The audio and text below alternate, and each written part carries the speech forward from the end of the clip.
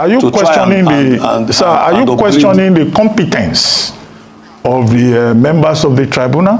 You are questioning their competence? Is that what you are doing?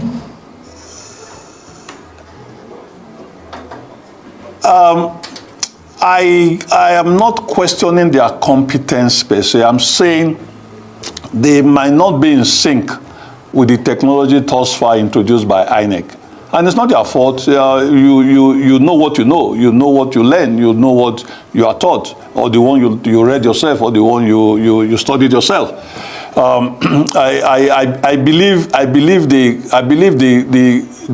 didn't do justice to our petition. I believe that they didn't understand what the petition was all about. I believe that to bring in the INEC versus Tanko judgment, the appeal court judgment to this issue, which nobody, not in the replies of Okpebolo, not in the replies of INEC, not in the replies of APC, that appeal court judgment was not mentioned. But the tribunal, in its wisdom, went and shopped for it and brought it in, and we think. Program. Who said he's a good lawyer. I don't think he should have said that, because that would be interpreted as a self-advertisement. And he also said your lawyers were stammering in court. How did you people end up with stammerers? Is that an offense? But basically what the tribunal said is that you couldn't discharge the burden of proof in your representations before the tribunal. Just your right of reply, just in case you watched the earlier guest we had on this program.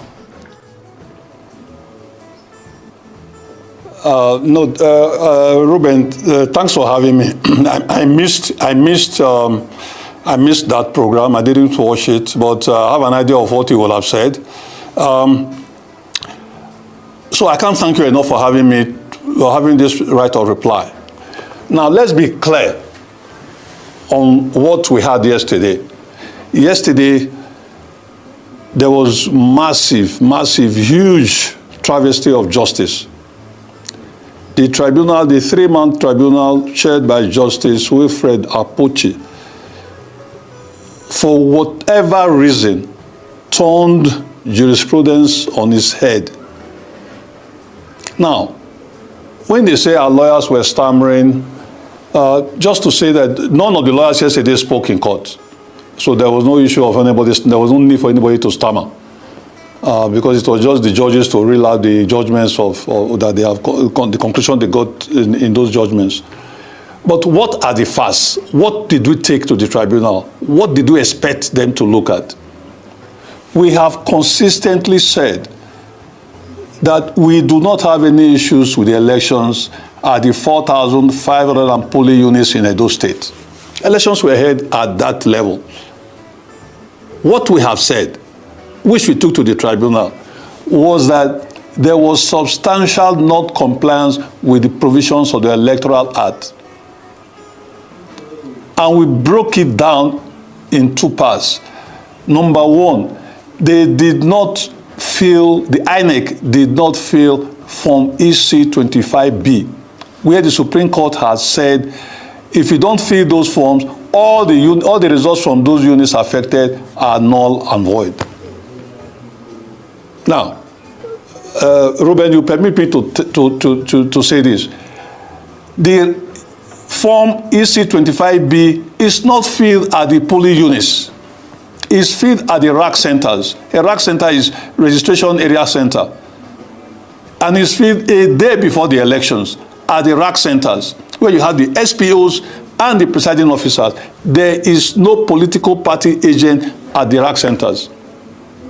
So how do you expect a political party's agent to come to the court to testify to a place where he's not supposed to be, to give credence to the fact that the Form EC 25B, which was not filled in 320 polling units, which will have taken out of APC's votes about 46,000 votes. You say we should have called a polling unit agent to come there. That is travesty of justice. That is not right. That is not in Nigeria we want to live with. That's not Nigeria we want to bequeath to our kids. second leg of our petition, we said there was overvoting in 175 polling units. You are saying, even if we brought the beavers, we brought the extracts, we brought it from EC8A to show that there was overvoting, we should have called the 175 polling unit agents to come and testify. And you know the most interesting thing of the whole thing? The tribunal hinged the argument on our calling the polling unit agents because on the case of Tanko versus INEC. That's a senatorial election case in Kaduna in 2023, where the APC candidate lost to the PDP candidate. And the appeal court then said that this section 137 of Electoral Act that says if you have the documentary evidence certified by the relevant authority, you don't need oral evidence. They are saying we should have still called, because that section, that's what the appeal court said, that section does not give you the right not to call polling unit agents. But Ruben, will you believe that we are not talking about polling unit agents? At that level, we are fine. So we didn't have to call polling unit agents.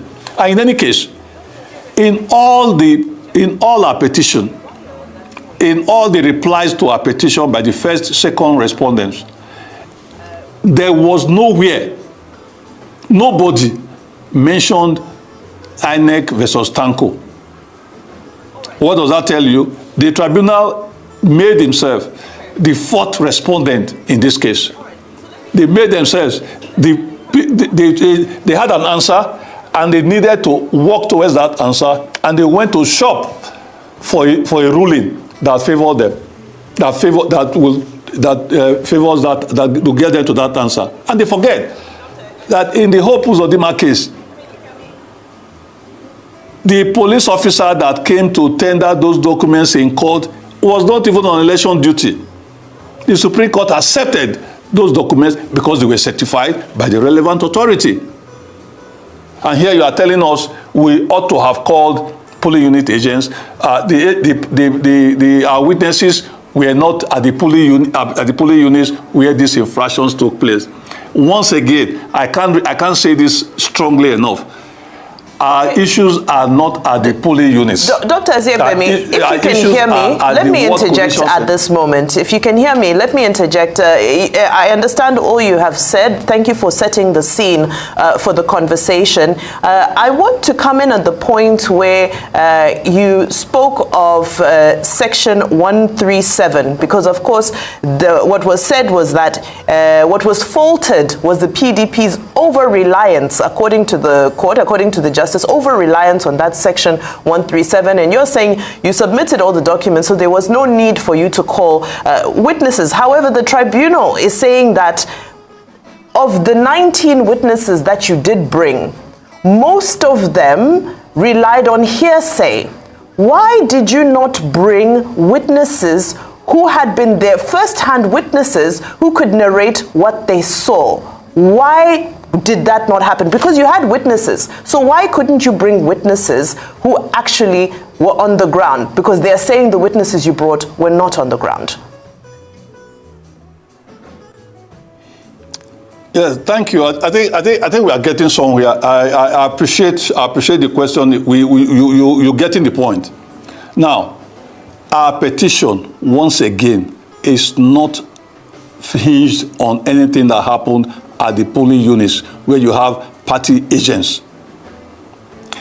That issue of the filling of Form EC25B is an INEC document that must be filled at the RAG center where you don't have any political party's agent. Were you expecting us to be calling agents, to be calling the SPOs and the presiding officers at the RAG centers? We are a political party. We don't work with INEC. INEC, when we brought these documents, if INEC had issues, they should have countered what we said, that those forms were not filled. Why didn't INEC call the people they employed to do those jobs? It's not our job to call INEC workers. They ought to have came with those people to the tribunal to say what the PDP is saying is not correct. We fill these forms. They didn't. They slept on their right. And the tribunal is letting us to have that burden to go out of our way to be calling INEC employees to do the job that they are supposed to do. Okay. So I'd like to ask a question now. Like I asked from the first guest. I don't know if you are a lawyer. Because you see, we faced this problem after the presidential elections went to courts and the judgment of the Supreme Court. The question is, what's the Evidence Act like? How do you prove in this case? If a court says you brought Beaver's machine, but you just brought some recording somewhere of the beaver, are you supposed to be the one to operate the Beavers? Are you to prove to them in the court? I mean, because I don't know. The same court system says you chronologically arrived at your evidence and all of that, arrange your evidence, but you didn't prove in the end that your witnesses didn't speak to the event. Please, I'm confused. Nigeria confuses me. And they confuse. But I say I don't get sense. What happens? How do you prove in the Evidence Act? That is, that is why the candidate and the party we are taking this thing to the appeal court. We have to take it to the appeal court. Just as you are confused, I am confused. I'm sure most Nigerians are confused. We don't seem to understand what the judiciary is trying to do with this country.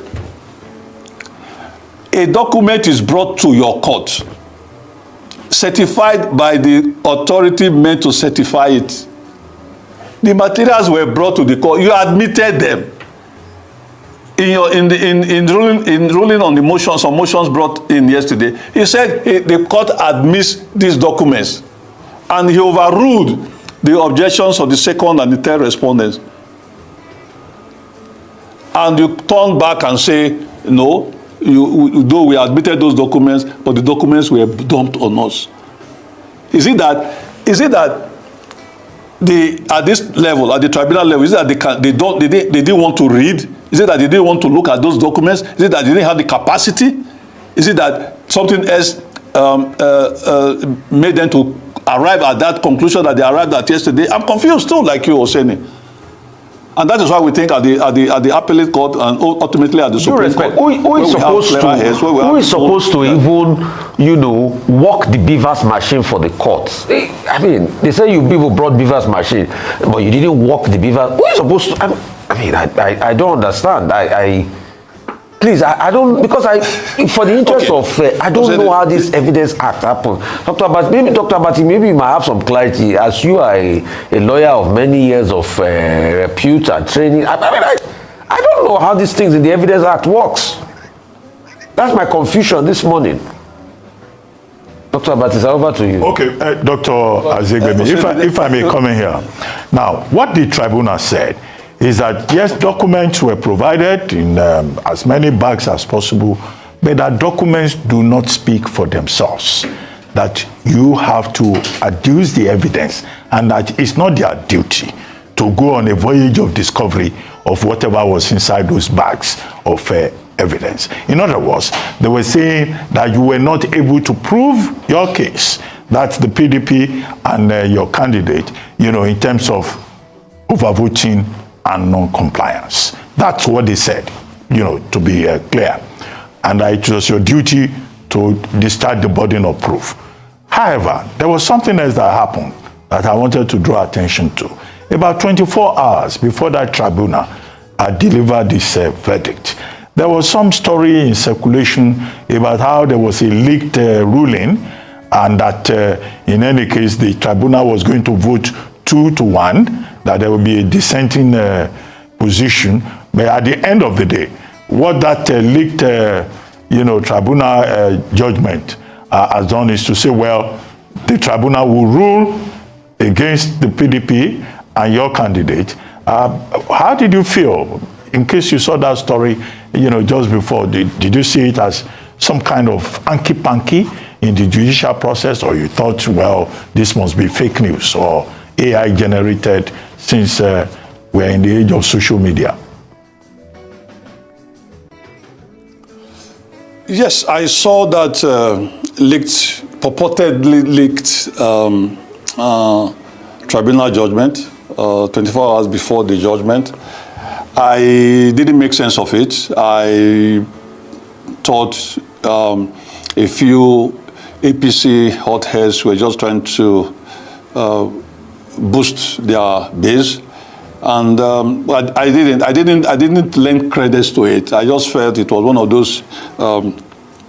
those type of things you do so that your base will not be shattered, or they will not be too shattered when you lose. So for us as a party, we ignored it.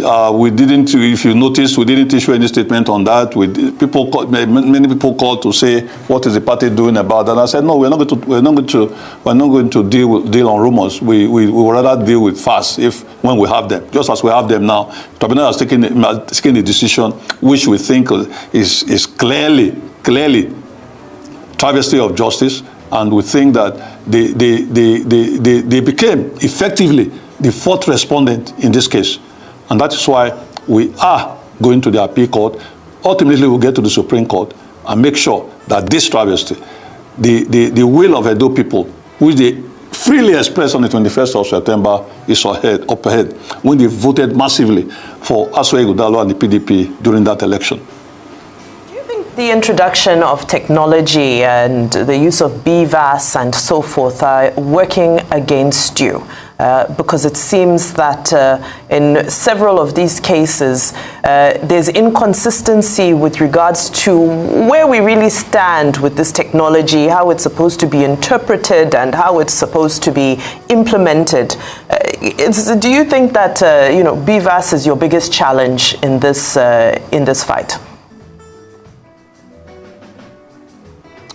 No, I don't think so. I think we all should embrace technology. Technology is the way to do it. I mean, you need to take out a lot of hands in some of these things, because the more human hands you have in these processes, the more the human beings are prone to error. Even if somebody is not corrupt or he doesn't want to do the wrong thing, they can make a mistake, and that will lead to catastrophe. But if you have machines, if you have technology, it helps to improve, to make sure that the processes that we are having are close to perfection. So I as a party, we think technology is the way. We think INEC should do more, deploy more technology. But I think it's at the court that we are seeing that most of these judges, with due respect to many of them, because we have massive huge respect for the judiciary, we think many of them are, for want of a better word, most of them are analog. They don't seem to have upgraded enough to get to the meat of meeting and understanding what these technologies are meant to do and are doing. So I think is to perhaps ask the judiciary to questioning the competence of the members of the tribunal? You are questioning their competence? Is that what you are doing?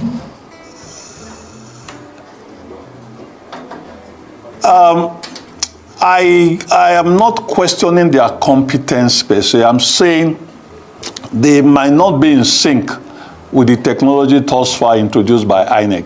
And it's not their fault. You know what you know. You know what you learn. You know what you are taught, or the one you read yourself, or the one you studied yourself. I believe they didn't do justice to our petition. I believe that they didn't understand what the petition was all about. I believe that to bring in the INEC versus Tanko judgment, the appeal court judgment, to this issue, which nobody not in the replies of Okpebolo, not in the replies of INEC, not in the replies of APC. That appeal court judgment was not mentioned. But the tribunal, in its wisdom, went and shopped for it and brought it in. And we think, with all